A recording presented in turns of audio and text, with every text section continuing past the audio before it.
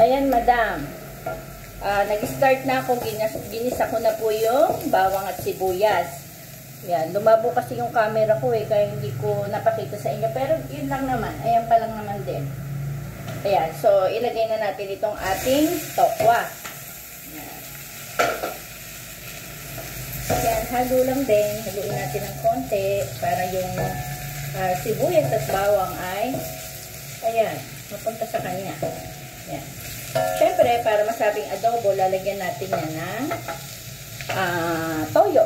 Ayan. Pero meron po ako ditong konting oyster sauce. Lagyan natin. Ayan. Para mas masarap.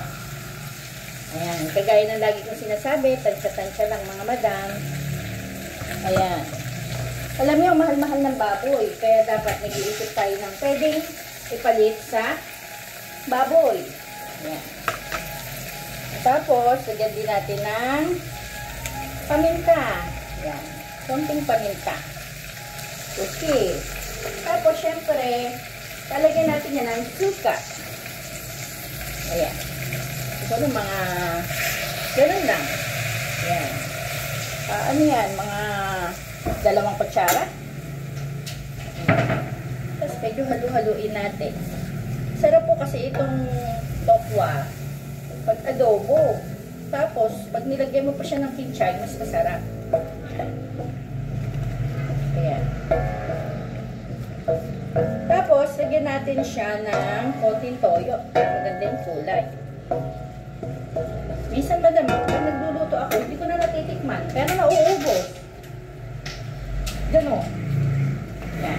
Lagyan ko ng konting toyo Puro mga 2 kutsara din. Ayan. O, 3 kutsara. Ayan, tansya-tansya na lang mga madam. Magaling naman kayo dyan. Huwag nyo na akong pahirapan. Ayan. Siyempre, luto na naman yan diba? Tayo lang natin na ma-absorb ng tokwa yung mga inilagay nating pampaalat. Pampalasa pala. Ayan. Okay, lagyan din natin ng konting asin. Kasi, yung tokwa, wala naman lasa. So, para sumarap, lagyan mo konting asin at sugar. Madam, ako din, mapaglagay din po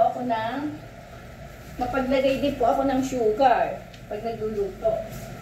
Para po yung nababalance yung lasa niya. Yan. Oo. Mga 1 kutsara ng asukal din or kalahating kutsara.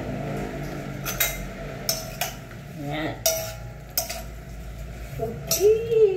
Yan. Tapos, pwede na natin ilagay yung ating kinchay after natin halu-haluin. Yan.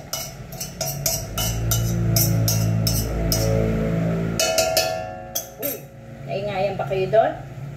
Okay, lagay na natin ang ating kinchay. Yan, ako.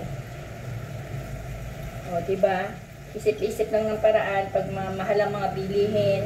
Isip ng pwedeng lutuin na medyo mura. Ayan. So, ayan na po ang ating adobo. Takpan lang natin sandali. Mga 5 minutes siguro o pwede na nating anhin. Patayin.